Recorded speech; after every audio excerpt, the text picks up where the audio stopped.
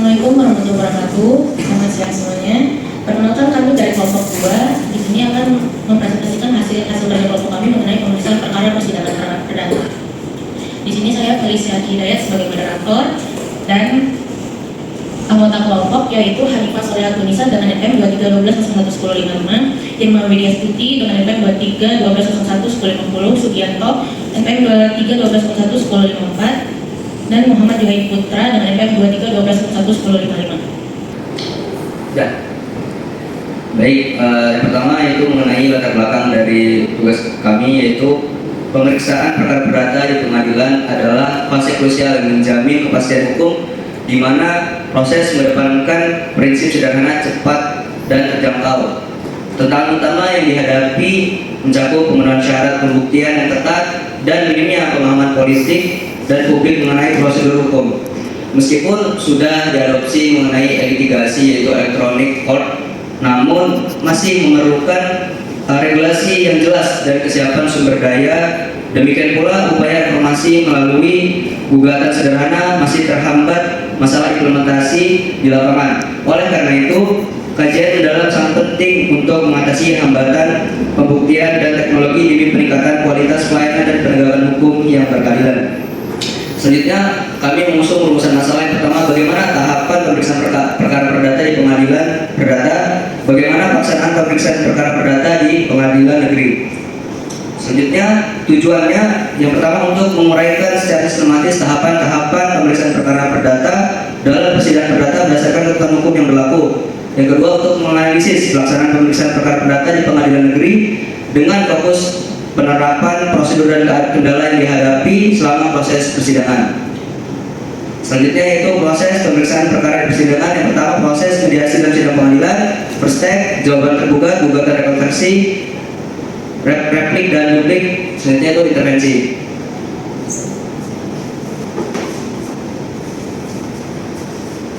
Kemudian tahapan yang pertama yaitu proses mediasi. Mediasi atau upaya perdamaian adalah salah satu upaya penyelesaian sengketa yang dilakukan oleh para pihak dengan menghadirkan pihak ketiga atau pihak luar, yaitu mediator. Proses mediasi ini wajib dilaksanakan lebih dahulu dalam setiap perkara perdata di pengadilan negeri. Kemudian ada 3 tahapan mediasi. Yang pertama ada pramediasi. Pramediasi adalah tahapan sebelum dilakukan mediasi, di mana di sini para pihak diminta untuk menunjuk mediator baik dari dalam maupun dari luar pengadilan dengan waktu 5 hari kerja. Setelah mediator ditunjuk, maka masing-masing pihak itu wajib menyerahkan resum perkara kepada pihak lawan dan mediator. Kemudian tahapan yang kedua yaitu mediasi. Mediasi itu tahapan yang membutuhkan waktu kurang lebih sekitar 40 hari dan dapat diperpanjang sekitar 15 hari atas kesepakatan para pihak. Di sini mediator akan membantu para pihak untuk mencarikan solusi terbaik dari permasalahan mereka dan menemukan jadwal yang sesuai untuk para pihak dapat hadir. Kemudian tahapan yang ketiga yaitu akhir mediasi. Akhir mediasi ini dapat disimpulkan dari 2 hasil, yaitu apabila mediasi gagal, maka pemeriksaan perkara akan dilanjutkan oleh hakim. Namun apabila mediasi ini berhasil, akan dituangkan dalam akta perdamaian bagi para pihak tersebut. Selanjutnya itu putusan verstek. Putusan verstek ini adalah penjatuhan putusan oleh hakim, di mana pada hari itu perkara akan diperiksa tanpa adanya kehadiran tergugat. Setelah tergugat ini secara sah dan patut dipanggil, namun tidak hadir tanpa adanya wakil atau kuasa hukumnya di persidangan. Syarat verstek ini ada 4, yaitu yang pertama, tergugat telah hadir secara patut dan sah oleh jurusita. Kemudian yang kedua, tergugat tidak hadir tanpa alasan yang sah. Yang ketiga yaitu tergugat tidak mengajukan eksepsi kompetensi. Dan yang terakhir, tergugat tidak mengirimkan jawaban atau wakil ataupun kuasa hukumnya ke dalam persidangan. Selanjutnya akan dilanjutkan oleh rekan saya. Jadi yang selanjutnya itu jawaban tergugat. Menurut Wirjono, eksepsi atau jawaban tergugat ialah pembelaan dari tergugat yang tidak berkaitan dengan pokok perkara, tetapi hanya berkaitan dengan acara belakang. Nah, eksepsi sendiri ini dibagi menjadi 3 jenis. Yang pertama ada eksepsi tolak, kemudian ada eksepsi tunda, dan yang ketiga ada eksepsi halang. Eksepsi tolak ini bersifat menolak diteruskannya pemeriksaan perkara. Kemudian yang kedua ada eksepsi tunda. Eksepsi tunda ini menunda sampai waktu yang ditentukan. Dan yang ketiga ada eksepsi halang. Eksepsi halang ini bersifat menghalangi dikabulkannya gugatan penggugat. Kemudian secara garis besar eksepsi bisa dikategorikan menjadi dua jenis. Yang pertama ada eksepsi prosesual dan yang kedua ada eksepsi material.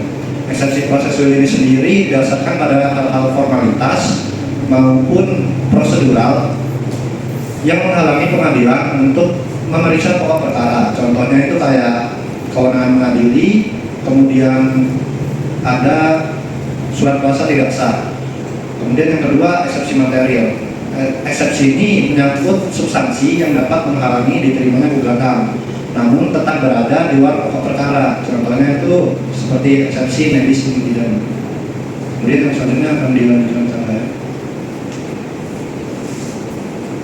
Baik, materi selanjutnya adalah gugatan rekonvensi. Gugatan ini adalah gugatan yang diajukan oleh pihak tergugat kepada penggugat sebagai balasan dari gugatan yang pertama.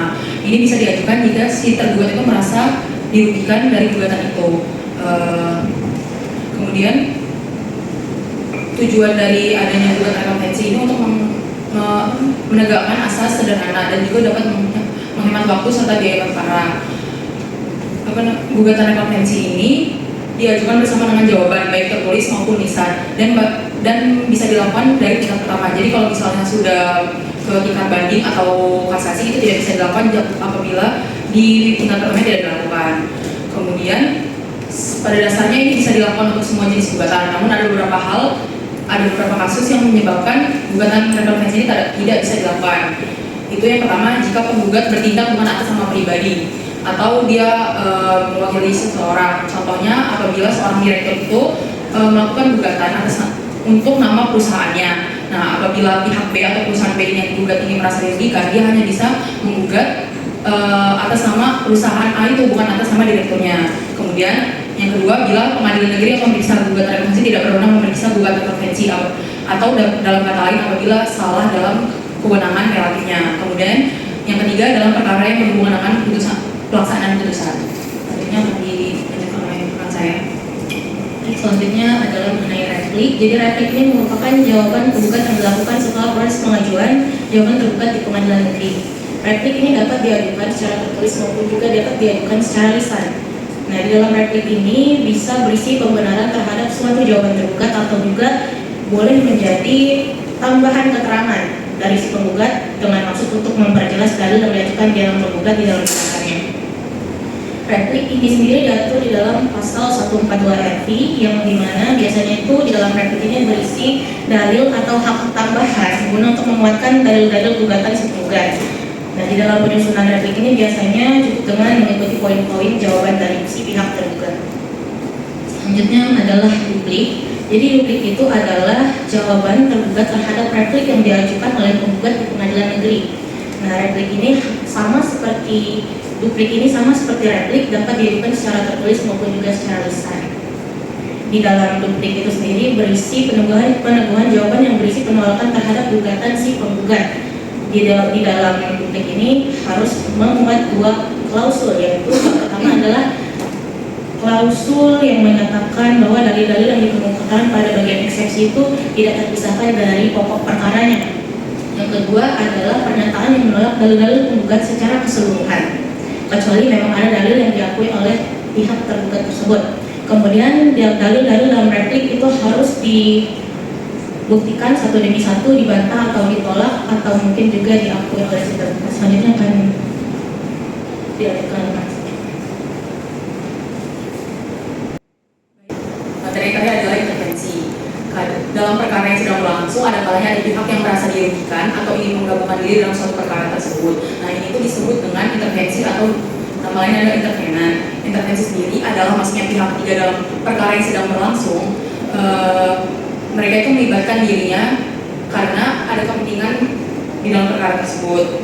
Secara garis besar, intervensi ini dibagi menjadi tiga, yaitu intervensi menengah atau discommons. Itu adalah intervensi di mana pihak ketiga itu masuk ke dalam perkara, dia menengahi aja, jadi dia tidak memihak antara satu misalnya pihak A atau pihak B. Kemudian yang kedua adalah intervensi bentuk fogging atau menyertai. Jadi dia ini berbeda dengan intervensi yang menengah. dia ini memihak salah satu pihak tersebut, misalnya dia ada pihak A dan B, berarti dia ini memihak pihak A aja atau pihak B saja. Kemudian yang terakhir adalah free juring. Free juring ini juga dianggap sebagai pihak ketiga, namun keterlibatan bukan karena pihak ketiga itu yang berkepentingan, melainkan karena dianggap sebagai penanggung atau garansi oleh salah satu pihak, biasanya tergugat bukan karena kehendaknya sendiri. Jadi berbeda dengan jenis nomor 1 nomor 2. Jadi kalau nomor 1 dan nomor 2 ini mereka melibatkan diri dalam suatu perkara itu atas kehendaknya sendiri, berbeda dengan yang jenis ketiga atau free juring ini. Kalau free juring ini dia ini masuk ke dalam perkara itu karena bukan atas kehendaknya. Jadi kesimpulan yang bisa kami sampaikan yaitu pelaksanaan pemeriksaan perkara perdata di pengadilan negeri tentunya wajib diawali dengan mediasi. Nah, yang dimana jika mediasi ini tercapai, maka akan dibuatkan akta perdamaian, dan jika tidak tercapai, maka kedua belah pihak akan melanjutkan ke proses pemeriksaan selanjutnya. Nah, ketika proses pemeriksaan di pengadilan, ketika salah satu pihak tidak hadir, maka hakim berwenang untuk menjatuhkan putusan perstek. Tapi ketika kedua belah pihak hadir, maka dilanjutkan ke tahap-tahap selanjutnya seperti jawaban tergugat, kemudian replik dan rekonvensi, pembuktian, duplik, kesimpulan. Nah, dari selain itu sepanjang proses persidangan pihak 3 dimungkinkan untuk ikut terlibat melalui mekanisme intervensi, baik dengan mendukung salah satu pihak maupun ditarik sebagai penanggung atau free juring. Baik, sekian pemaparan materi dari kelompok kami. Kami ucapkan terima kasih. Mohon maaf apabila ada kesalahan. Wassalamualaikum warahmatullahi wabarakatuh.